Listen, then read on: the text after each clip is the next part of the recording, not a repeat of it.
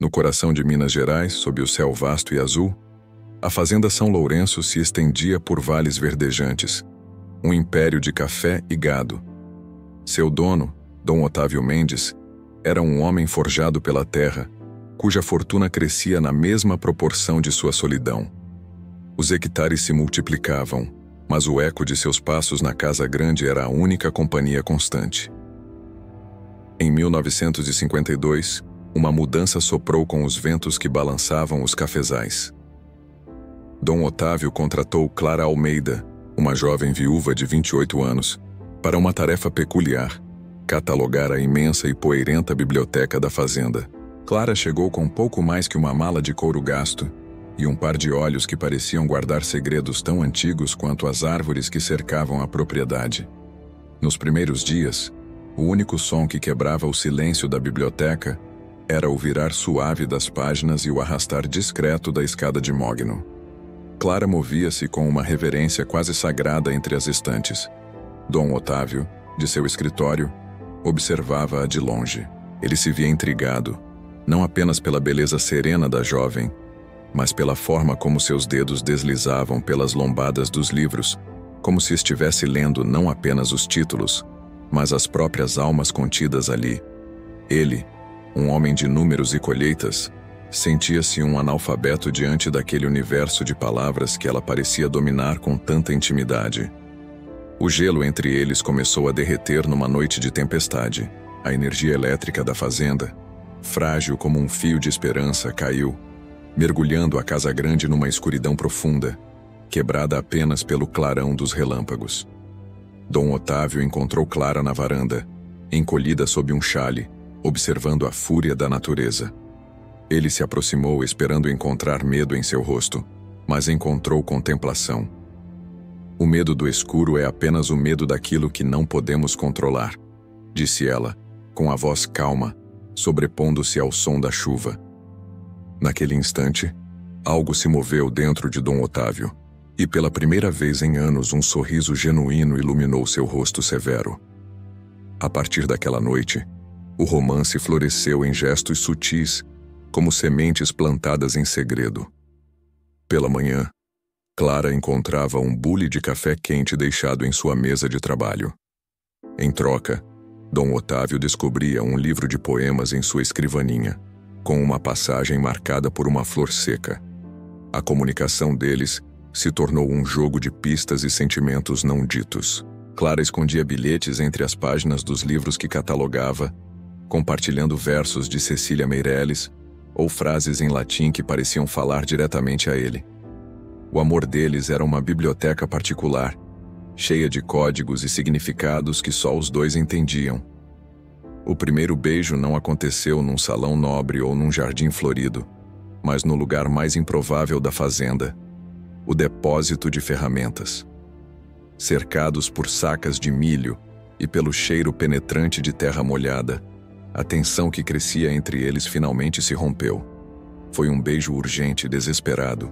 Você é a única coisa verdadeiramente viva nesta casa, ele murmurou contra os lábios dela, e Clara soube que havia encontrado um lar naquele homem solitário. O amor deles era como a terra da fazenda, bruto, real e incrivelmente fértil. Mas toda a fazenda antiga guarda suas sombras, e a São Lourenço não era exceção. A presença de Clara e a felicidade que ela trouxe a Dom Otávio começaram a incomodar Rosângela, a governanta. Uma mulher austera, que servia a família Mendes há mais de 30 anos, Rosângela via a si mesma como a guardiã da casa e de suas tradições. Ela passou a vigiar cada passo de Clara com olhos de falcão.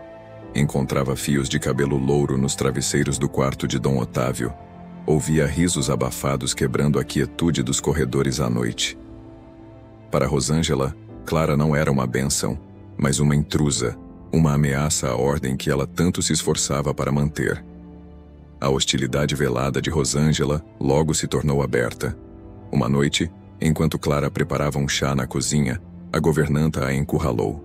Sua voz era um sussurro venenoso. Ele já teve outras mulheres antes de você, sibilou.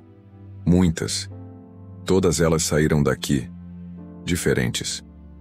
Rosângela sorriu, um sorriso que não alcançava seus olhos, que brilhavam com uma intensidade fanática e perturbadora. Clara tentou rir, descartar o aviso como ciúme de uma velha serviçal. Mas a ameaça ficou pairando no ar, fria e pegajosa como a névoa da manhã.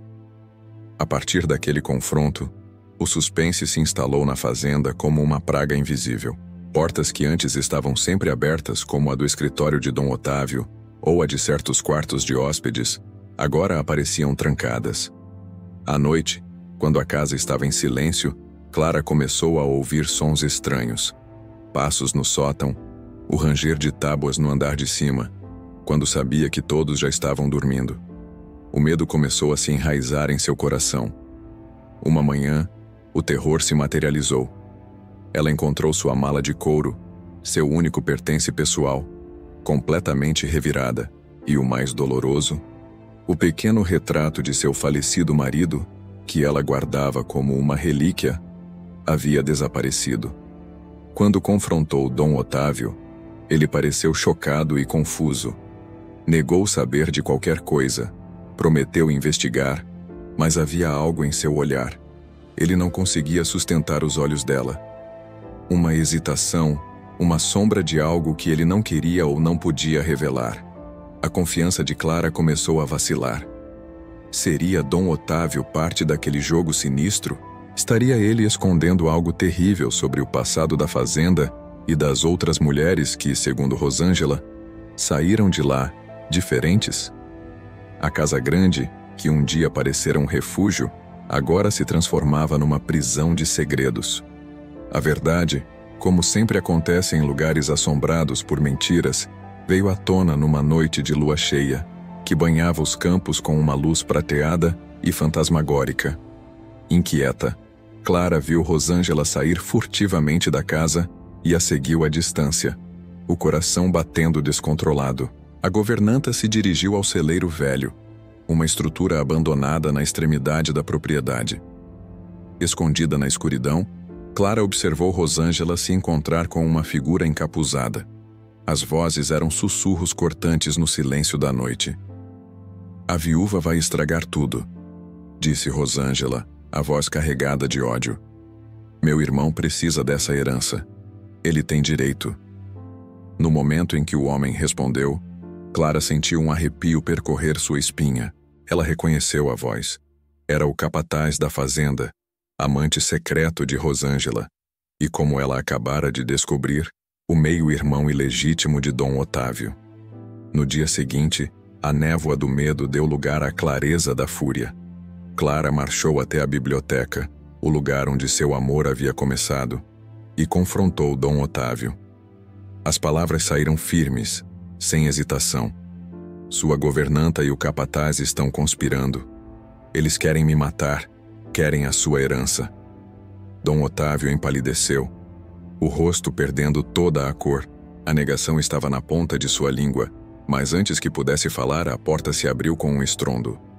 Rosângela estava lá, os olhos injetados, segurando uma faca de cozinha. "Você não merece nem as migalhas dele", gritou ela, avançando contra Clara. A luta foi um redemoinho caótico de medo e adrenalina. Num ato de puro instinto, Clara empurrou uma estante pesada. Livros, o símbolo de seu amor, caíram como uma avalanche, soterrando a governanta. Dom Otávio, saindo do choque, agiu rápido, imobilizando Rosângela até a chegada da polícia. Semanas depois, com Rosângela e seu irmão amante presos, a fazenda São Lourenço parecia respirar pela primeira vez em décadas. O ar estava mais leve, o sol mais brilhante. Dom Otávio levou Clara de volta ao depósito de ferramentas, ao lugar do primeiro beijo. Ali, entre o cheiro de terra e sementes, ele se ajoelhou. "Você trouxe luz para um lugar que só conhecia sombras", disse ele, a voz embargada pela emoção. "Case-se comigo." Clara aceitou, mas com uma condição. "Vamos queimar o celeiro, velho", disse ela com o olhar fixo no horizonte. "Alguns fantasmas precisam virar cinzas para que a gente possa viver em paz." E assim foi feito. A fazenda São Lourenço continuou próspera, mas agora tinha uma nova senhora. Uma mulher que não apenas catalogava livros, mas que entendia e guardava os segredos que as paredes sussurravam. E nas noites de tempestade, quando o vento uivava forte nos eucaliptos, os peões da fazenda juravam ouvir risos vindos da casa grande. Não eram risos de fantasmas ou almas penadas, mas o som real e vibrante de um amor que foi forte o suficiente para sobreviver ao veneno da inveja e florescer em meio às sombras. Obrigado por assistir a mais essa história incrível. Se você gostou, não se esqueça de deixar o seu like, se inscrever no canal e ativar o sininho para não perder nenhum vídeo novo. Até a próxima!